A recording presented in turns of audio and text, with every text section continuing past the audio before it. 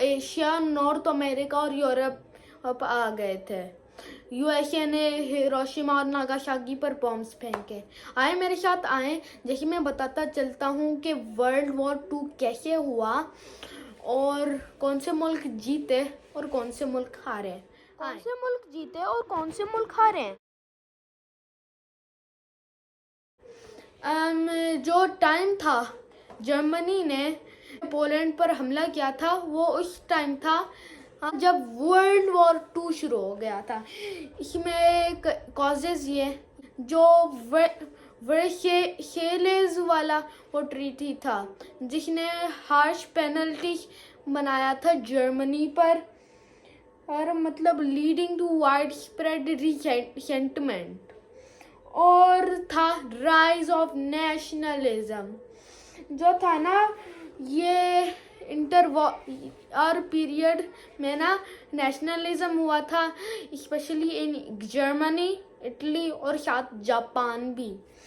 और आया था अपीसमेंट पॉलिसी, जो ब्रिटेन और फ्रांस था उसका पॉलिसी हुआ था अपीसमेंट टुवर्ड्स नाजी जर्मनी, जिसने हिटलर को अलाउ किया था टू परस्यू एग्रेसिव एक्सपेंशन। अब और इकोनॉमिक क्राइसिस भी आया था। और अब आते हैं major events of world war 2। जैसे मैंने बताया था कि जो जर्मनी ने जो पोलैंड पर जो हमला कर डाला था, उसने मार्क किया था the beginning of the world war 2।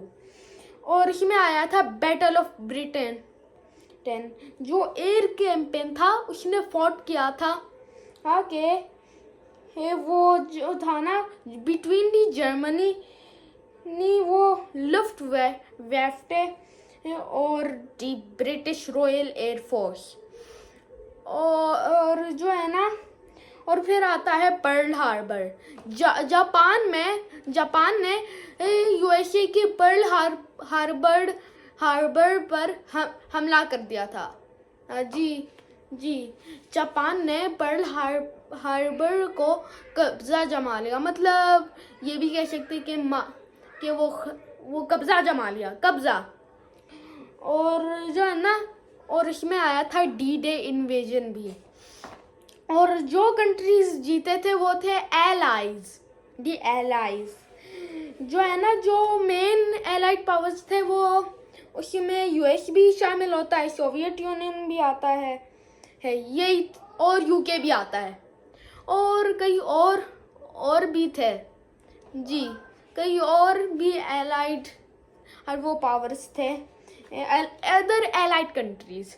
उसमें चाइना भी आता है, इटली भी आता है, कनाडा आता है, ऑस्ट्रेलिया आता है और कई मुल्क आता है।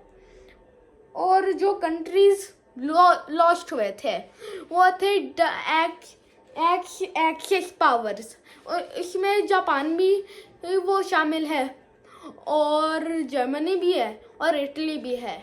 और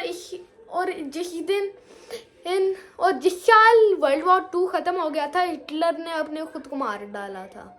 और जो है ना, और जब जापान ने हार मान लिया था वर्ल्ड वॉर 2 में, तो फिर कोरिया को ना 2 हिस्सों में बांट दिया गया था, एक सोवियत यूनियन और दूसरा अमेरिका।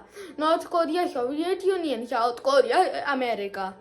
और जो है ना, और ये गोल बना और ये प्लान बनाया गया था कि बाद में उनको फिर से रीयूनिफाई किया जाएगा, लेकिन ऐसे हुआ नहीं कोल्ड वॉर की वजह से।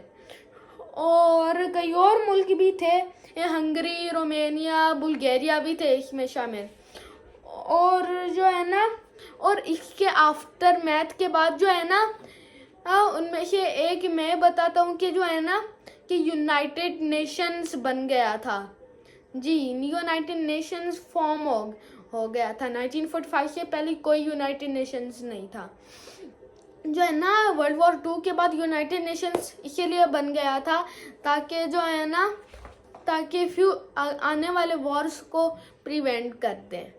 और वैसे भी जो है ना, इस वॉर में ना कई लोगों की जान गए हुए हैं। और जो है ना, और जब वर्ल्ड वॉर 2 सुनते हैं ना, फिर हमें याद आता है है हिटलर का, नाजी जर्मनी का हिटलर। और जो है ना, और इसके 2 साल बाद हमें पाकिस्तान और भारत को आज़ादी मिलता है। वैसे भी अगर वीडियो पसंद आया तो फिर मेरे चैनल को सब्सक्राइब करना, और वर्ल्ड वॉर 1 पे भी वीडियो बनाया है, अगर नहीं देखा तो फिर मेरे चैनल पर चले जाएं और उस वीडियो को देख लेना। अल्लाह हाफ़िज़। हेलो, अगर वर्ल्ड वॉर 1 नहीं देखा तो फिर देख